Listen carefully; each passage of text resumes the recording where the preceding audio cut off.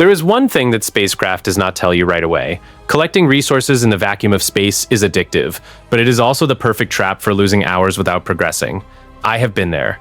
You stay there, breaking asteroids, crafting basic items, thinking you are moving forward, until you realize that the galaxy has swallowed you up and you are still using the same beginner tool. Today, I want to save you from that lost time.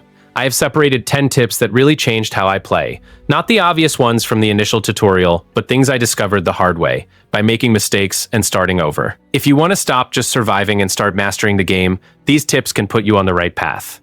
I am Matthew, and let's get into it. The first time I unlocked the automated factories permit, I felt like I had cheated. In a good way. Until then, my routine was that tiring dance. Landing, manual mining, returning to base, unloading, repeating. It seems productive at first, but it is an illusion. Every minute you spend breaking rock with a pickaxe is a minute your base is not growing, your ship is not improving, and you are not exploring that neighboring system that holds rare resources. The key is not just placing extractors on the ground, it is understanding that they need constant energy to be worth it. Solar panels are cheap, light, and if you position them well, thinking about the planet's rotation and latitude, they keep production running 24/7 without you checking the battery. Start with the basic trio: iron, copper, and aluminum. They are the backbone of everything in the early game, from structures to drone components. Automating just the iron frees you from about 3 hours of pure grind in the first 10 hours of the campaign. Now, the real magic happens when drones enter the equation. Before them, you still need to go there, open the extractor inventory, pull the ores, take them to the refinery. With drones configured to collect and deliver, you create an invisible logistical vein. I usually set up a central hub, panels plus extractors around it, a large container in the middle, and drones pulling directly from there to the furnaces. From then on, you arrive at the base and the steel is already done. There is no better feeling than seeing the pile of iron plates growing while you were dogfighting in a hostile sector. This changes the game's genre, in practice. You stop playing a manual mining survival and start playing a space industrial empire manager. Your focus shifts from where is the copper to how do I optimize the throughput rate of this line and what is the next technological leap. And that is exactly where SpaceCraft opens up for you. When your time becomes your own again, exploration, combat, and building large ships become the priority, and progress accelerates exponentially. If there is one thing that accelerates your progress more than it seems at first glance, it is the deliveries for corporations. In the beginning, I ignored this quite a bit, thinking it was just another random side mission, but it is not. These contracts are practically an official shortcut in the game to push you forward, especially when you start to understand how to choose the right orders. The money comes quickly, but the real value is in the license points. That is what unlocks advanced construction, new base possibilities, and improvements that completely change the pace of the game. I felt an absurd jump in my progress just by focusing on completing contracts in sequence, instead of farming resources without a goal. It seems more efficient because it really is. Now, there's an important detail. Some contracts are heavy. When the game asks for hundreds of ingots, it is not something you solve manually. If you try to do this by hand, you will stall your progression instead of accelerating it. Therefore, it is ideal to already have at least an automated base producing iron, copper, and other basic materials before committing to these larger contracts. When you combine automation with corporate contracts, the game turns into something else. While your base works on its own, you just organize the deliveries and collect the rewards. It is literally turning time into progress. And in practice, it is one of the most consistent ways to get out of a stuck beginning and enter the mid-game for good with everything unlocking much faster. One of the most important things that I took time to understand is that the game does not stall due to a lack of resources. It stalls due to a lack of licenses. You can have spare ore, accumulated credits, a functioning base, but if you do not have the right permits, you simply do not advance. And when this clicks, it completely changes the way you play. Permits are literally the gateway to progress. That is where you unlock things like automated factories to use drones, personal factory to expand the base, cargo systems, advanced modules. Everything that really speeds up the game is locked behind these permissions. While you ignore this, you stay stuck with makeshift solutions. When you start investing in this, every unlock feels like a huge weight being lifted off your shoulders. The secret is not to go unlocking everything randomly. I started to evolve much faster when I started looking at my biggest bottleneck at the moment. Is automation missing? Go straight to automated factories. Are you struggling with space or logistics? Invest in cargo or modular systems. The game rewards those who make decisions based on the current problem, not just on what seems most interesting in the menu. And another thing, Your first credits and resources have much more impact here than in any small upgrade. Instead of spending on improving details, pour everything into the right licenses. Because every unlocked permit is not just an improvement, it is a new way to play. And when you fit this with automation and contracts, progress stops being slow and becomes an absurd snowball. In the beginning, traveling between planets carrying resources seems like a natural part of the game, until you realize how much it consumes your time. I was stuck in this for a long time, going back and forth, filling the inventory, making manual deliveries, as if it were normal. But there comes a point where this becomes the biggest bottleneck in your progress. The turning point happens when you start to organize your interplanetary logistics for real. With the right permits, you can configure drones and freighters to do all this work for you.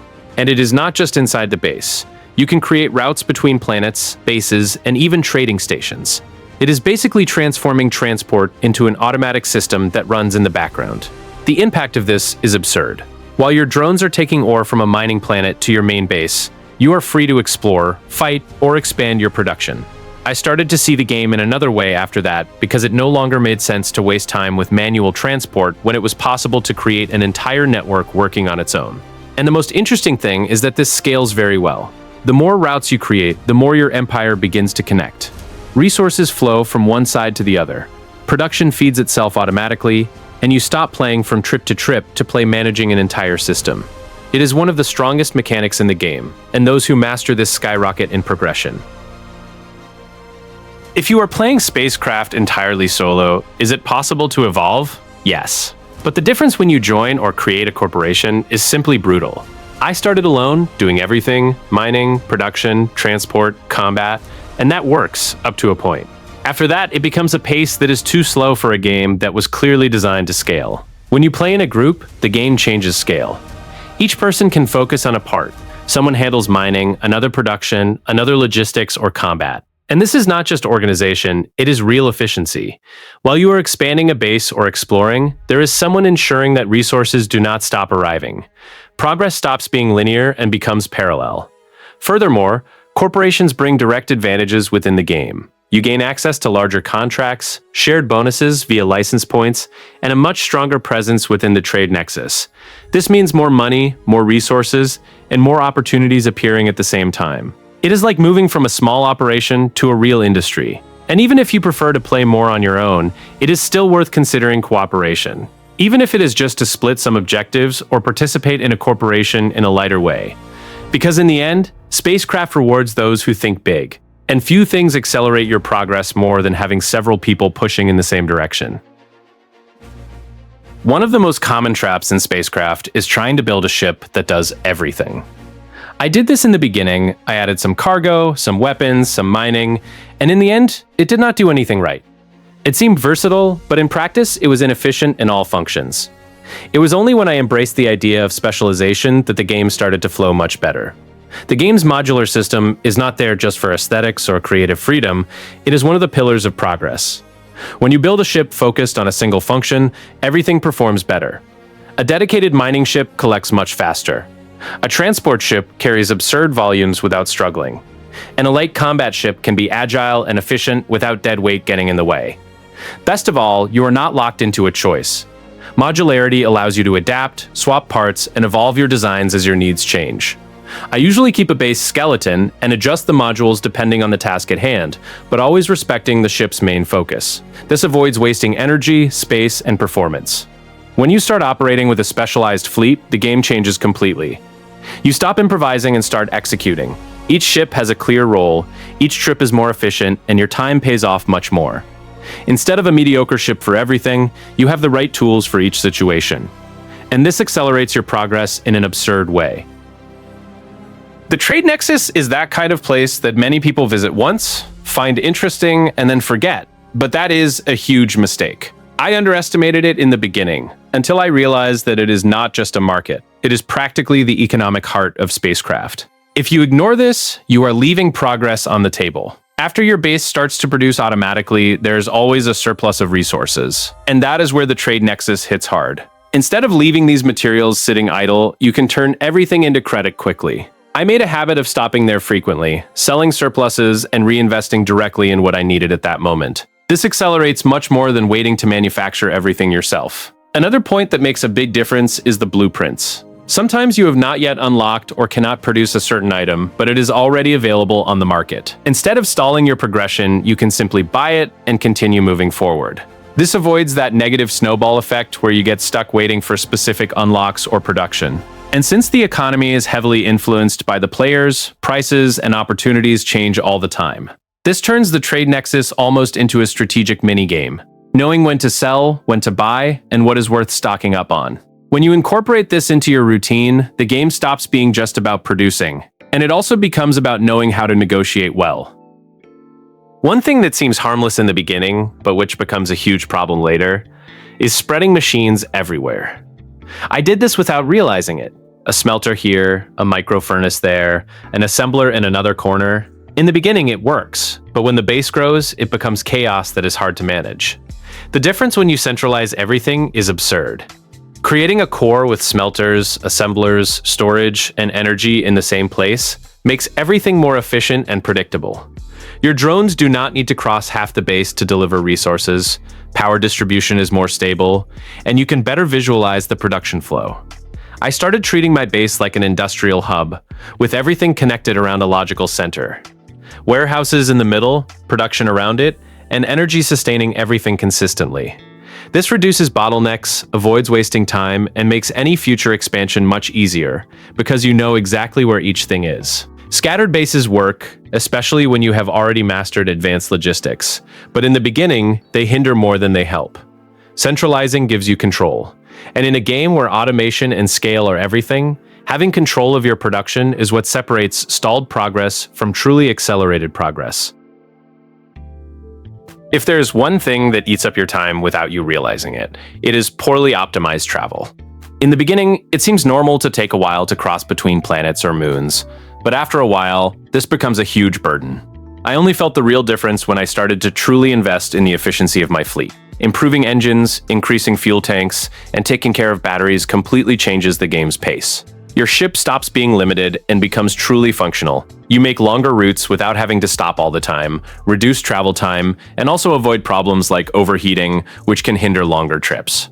Another thing that many people ignore is how much these improvements are worth via research and upgrades with Bob. It is not just a technical detail, these are upgrades that directly impact how much time you lose or gain on each trip. And since SpaceCraft involves a lot of movement, any optimization here multiplies throughout your gameplay. After you adjust your fleet, the game becomes more fluid. You stop feeling like you are going from one point to another and start operating with much more freedom. And in the end, that is what accelerates everything. Less time traveling, more time producing, exploring, and evolving. Offline mode can save your experience, especially now in early access. With a full server, unstable economy, and small bugs appearing, sometimes progress simply does not flow. And that was exactly why I started testing solo mode more deeply. The solo offline mode, which arrived recently, is practically a breather within the game. You log in, play at your own pace, without depending on a server, without lag, without instability hindering your routes, production, or contracts. It seems simple, but when you are trying to optimize your progress, this consistency makes a big difference. Of course, there is an important detail. Progression is not shared with online. In other words, what you build there stays there. But honestly, this is not a problem if your focus is to evolve more efficiently, test strategies, or simply play without interruptions. I used it a lot to organize my bases and better understand more complex systems in the game. In the end, it is more of a tool than a limitation. If the online experience is complicated, it makes no sense to stay stuck with it and delay your progress. Offline gives you full control of the experience, and sometimes that is exactly what you need to advance much faster.